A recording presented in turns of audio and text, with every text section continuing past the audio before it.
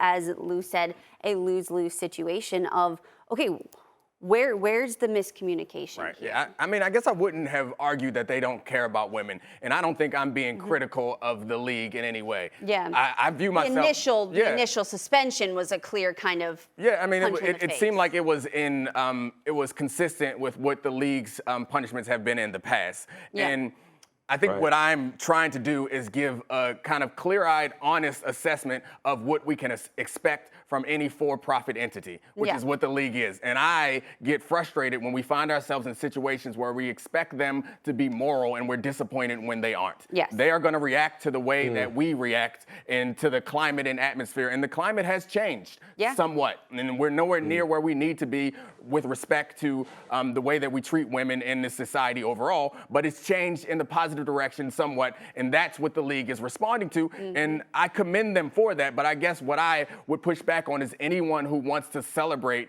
Roger Goodell or the league for coming in and addressing this problem now the way that they are, because I don't think it's for the motivations that we say that it's for. And Lou, you brought up a great point about the ownership. That is the real sticking point, because this process from the players, if you think about it, the players had an independent person deciding for them, and that was fine. And then they even had the commissioner who can come in over top of it and address that penalty if it wasn't harsh enough, or if it was too harsh, he can tweak it if you appeal to him. If you think about it from the owner's side, that is the part, and I'm not doing whataboutism. I hate it as a general concept. So we can put a period on the Deshaun Watson situation and then talk about Daniel Snyder and other owners who create an environment that is harsh for women. The problem with the way that the discipline is set up there is, while Lewis pointed out again that the CBA says that the owners are held to a higher standard. They're held to a higher standard by whom? Their employee. Roger Goodell works for them. And not only does he work for them, the people that he answers to are other owners who are not interested in creating a precedent or a climate in which owners are being investigated and penalized just as harshly as players. So again, Deshaun Watson, based on the findings of Judge Robinson's ruling, was wrong and deserves to be punished, period. Daniel Snyder and other owners who participate in these sorts of things should, and we can have this conversation when we get to the Stephen Ross, which is not nearly as severe because it does not involve violence against women, or I guess, it does not involve any sort of sexual misconduct.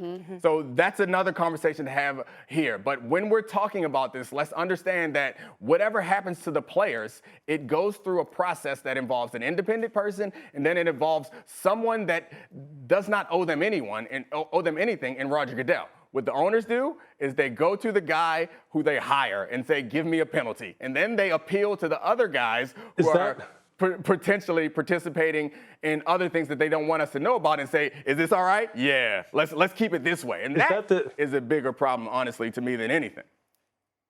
They have more power, too. I don't mean to be rude. I don't mean to be rude and jump in here, man, but look, that's just the damnedest thing, isn't it? I mean, it is. Think of the position. Think of just how awkward and just how nonsensical that whole thing is. Roger Goodell is employed by the owners, but is also in charge of punishing the owners when they run afoul of the personal conduct policy. But they're the ones who set his salary. They're the ones who he works for. I mean, where else in society is that the case? Where the employee is in charge of holding the boss, the people that hire them, to a higher standard, or to a standard that is set forth in in a personal conduct policy.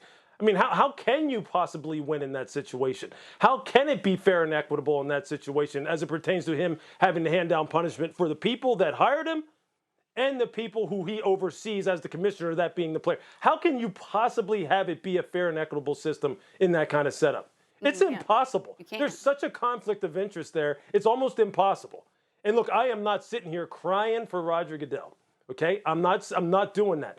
But the system is set up to where I just don't see how it could necessarily be applied fairly and across the board when you're talking about owners and players. It's impossible to do. Well, it's when you look at players versus owners, right? We obviously are talking about Deshaun Watson here, but Calvin Ridley's suspension, as compared to what we just saw happen to Stephen Ross and the Miami Dolphins, that's integrity of the game. Both of those instances are integrity of the game. Calvin Ridley was gambling on games that he was not a part of, but yet they suspended him for an entire year. And now you see what happens with Stephen Ross. And I think we can all agree. $11 million Calvin Ridley lost. Stephen Ross, 1.5. And he is worth $8.2 billion. So that is tipping money for a owner like that. And so, yes, there is definitely a double standard in terms of what the league views as right and wrong when it pertains to owners as compared to when it pertains to its players. Now, I do believe Roger Goodell could have maybe taken the easy road out here and said, we collectively bargained that a third party was going to decide, and she has come to her conclusion. 6 games is a suspension. Yep. Let's get back to football. Right. He easily could have said that. Let's get back to the bottom line. There's so many great storylines, so many great teams in this league, and we could have shifted our focus back to the game. But I think he has made life a little bit more difficult for himself because, to your point, Victoria, there are women in this league, in ownership, on the field, on the sidelines, fans, in the actual field as officials. Yeah. And so you're seeing this become a more inclusive league. What's the message you send to those women that you're trying to make feel comfortable and empowered? And inviting. Yes. Yeah. When you say 6 games should remain the standard. And so I think he ultimately had to make the tough decision to appeal. And I'd be curious, Dominique, you have such an interesting perspective because you were a member of the union.